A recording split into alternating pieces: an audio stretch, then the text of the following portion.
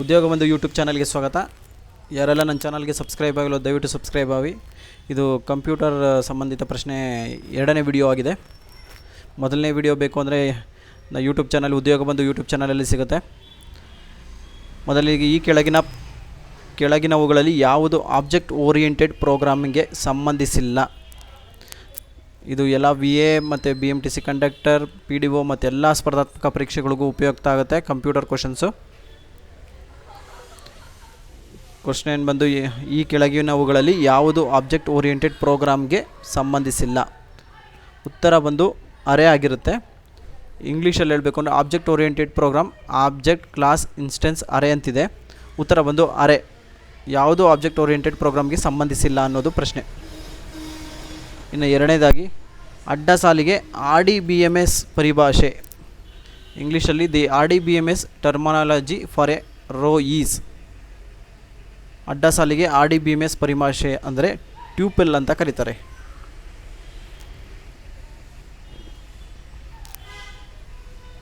ಇನ್ನು next ಕ್ವಶ್ನೆ, scheme ಡಯಾಲೆಕ್ಟ್. ಉತ್ತರ ಬಂದು LISP. ಸ್ಕೀಮ್ ಡಯಾಲೆಕ್ಟ್ ಅಂದರೆ ಏನು, ಇಲ್ಲಾಂದರೆ ಅದರ ಫುಲ್ ಫಾರ್ಮ್ ಏನು ಅನ್ನೋದಕ್ಕೆ LISP ಅಂತ ಇದಕ್ಕೆ ಉತ್ತರ. ಇಂಗ್ಲೀಷ್ ಕೂಡ ವಿವರಣೆ ಕೊಡ್ತಾ ಇದ್ದೀನಿ. ಸ್ಕೀಮ್ ಡಯಾಲೆಕ್ಟ್ ಆಫ್ LISP ಅಂತ ಕರೀತಾರೆ ಉತ್ತರ. ಇನ್ನು ನೆಕ್ಸ್ಟ್ ಪ್ರಶ್ನೆ, ನಾಲ್ಕನೇ ಪ್ರಶ್ನೆ, DDL ಪೂರ್ತಿ ರಚನೆ. DDL ಅಂದರೆ ಫುಲ್ ಫಾರ್ಮ್ ಏನು ಅನ್ನೋ ಅರ್ಥ. Data definition language, data definition language ಅಂತ ಕರೀತಾರೆ. SQLನಲ್ಲಿ ಈ ಮುಂದಿನ ಯಾವುದು ಕಾನೂನಾತ್ಮಕ ಅಭಿವ್ಯಕ್ತಿ? ಅಂದರೆ SQLನಲ್ಲಿ ಯಾವ ರೀತಿ ಕೆಲಸ ನಡೆಯುತ್ತೆ ಅನ್ನೋದು. ಫಸ್ಟು ಸೆಲೆಕ್ಟು, ನೇಮು, ಫ್ರಮ್ಮು, ಎಂಪ್ಲಾಯಿ, ಈ ರೀತಿಯಾಗಿ ವರ್ಕ್ ನಡೆಯುತ್ತೆ. ಇದಕ್ಕೆ ಉತ್ತರ ಬಂದು B ಆಗಿರುತ್ತೆ. ಸೆಲೆಕ್ಟು, ನೇಮು, ಫ್ರಮ್ಮು, ಎಂಪ್ಲಾಯಿ ಇದಕ್ಕೆ ಉತ್ತರ.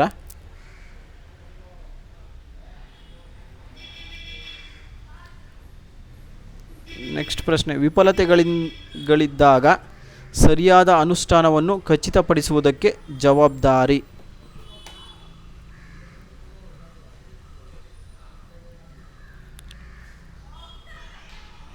ಉತ್ತರ ಬಂದು ದತ್ತಾಂಶ ಮಾಹಿತಿ ಮ್ಯಾನೇಜರ್ ಅಂತ ಇದಕ್ಕೆ ಉತ್ತರ. ದತ್ತಾಂಶ ಮ್ಯಾನೇಜರ್ ಮಾಹಿತಿ ಮ್ಯಾನೇಜರ್ ಆಗಿದೆ. ಇಂಗ್ಲೀಷಲ್ಲಿ ಹೇಳಬೇಕು ಅಂದರೆ ದಿ ಡಾಟಾಬೇಸ್ ಮ್ಯಾನೇಜರ್ ಅಂತ ಕರೀತಾರೆ. The dash is responsible for ensuring correct execution in presence of failures ಅಂತ ಕರೀತಾರೆ ಇದಕ್ಕೆ. ಉತ್ತರ ಬಂದು ಡಾಟಾಬೇಸ್ ಮ್ಯಾನೇಜರ್, ಕನ್ನಡದಲ್ಲಿ ದತ್ತಾಂಶ ಮಾಹಿತಿ ಮ್ಯಾನೇಜರ್. ಮುಂದಿನ ಪ್ರಶ್ನೆ, ಈ ಮುಂದಿನವುಗಳಲ್ಲಿ ಯಾವುದು ರೇಖಾತ್ಮಕ ದತ್ತಾಂಶ ರಚನೆ? ಉತ್ತರ ಒಂದು ಅರೆ ಆಗಿದೆ. ಇಂಗ್ಲೀಷಲ್ಲಿ which of the following data structure is linear data structure? ಉತ್ತರ ಬಂದು ಅರೆ. ಇವುಗಳಲ್ಲಿ ಯಾವುದು ರೇಖಾತ್ಮಕ ದತ್ತಾಂಶ ರಚನೆಗೆ ಸಂಬಂಧಪಡುತ್ತೆ ಅನ್ನೋದು ಅರೆ ಆಗಿದೆ. ಇನ್ನು ಮುಂದಿನ ಪ್ರಶ್ನೆ, ಈ ಮುಂದಿನವುಗಳಲ್ಲಿ ಯಾವ ಹೆಸರು ಸ್ಟ್ಯಾಕ್ಸ್ಗೆ ಸಂಬಂಧಿಸಿಲ್ಲ?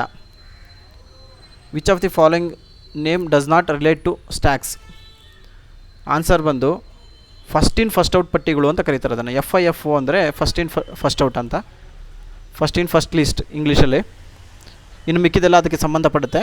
ಈ ಫಸ್ಟ್ ಇನ್ ಫಸ್ಟ್ ಔಟ್ ಮಾತ್ರ ಸಂಬಂಧಪಡೋದಿಲ್ಲ. ಯುಗ್ಮ ಹುಡುಕಾಟ ಗಣನೆ ಪದ್ಧತಿಯನ್ನು ಡ್ಯಾಶ್ಗೆ ಅನ್ವಯಿಸಲು ಸಾಧ್ಯವಿಲ್ಲ. Binary search algorithm cannot be applied to. ಇದರಲ್ಲಿ ಯಾವುದು ಅಪ್ಲೈ ಆಗೋದಿಲ್ಲ. ಯುಗ್ಮ ಹುಡುಕಾಟ ಅಂದರೆ ಬೈನರಿ ಸರ್ಚ್ ಅಂತ ಕರೀತಾರೆ. ಸಾರ್ಟೆಡ್ ಲಿಂಕ್ಡ್ ಲಿಸ್ಟ್ ಅಂತ ಉತ್ತರ ಇದಕ್ಕೆ ಉತ್ತರ. ಮುಂದಿನ ಪ್ರಶ್ನೆ, ಅಬ್ಸ್ಟ್ರಾಕ್ಟ್ ಕ್ಲಾಸಿಂದ ಸೃಷ್ಟಿಸಬಹುದಾದ ಆಬ್ಜೆಕ್ಟ್ಗಳ ಸಂಖ್ಯೆ. ಇಂಗ್ಲೀಷಲ್ಲಿ number of objects that can be created from on abstract classes. ಉತ್ತರ ಬಂದು 0. ಇದಕ್ಕೆ ಉತ್ತರ ಬಂದು 0 ಆಗಿರುತ್ತೆ.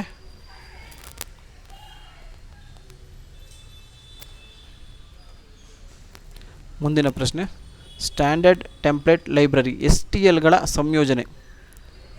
ಇದು ಏನು ಉಪಯೋಗ ಮಾಡುತ್ತೆ ಅನ್ನೋದಾದರೆ ಉತ್ತರ ಬಂದು ಡಿ ಆಗಿದೆ. ಇದಕ್ಕೆ ಟಿಕ್ ಆಗಿಲ್ಲ, ಅದರ ಉತ್ತರ ಬಂದು ಡಿ. ಕ್ಲಾಸಸ್, ಅಲ್ಗಾರಿದಮ್ ಮತ್ತು ಇಂಟಿರೇಟ್ಸ್ಗಳು ಇದಕ್ಕೆ ಉತ್ತರ.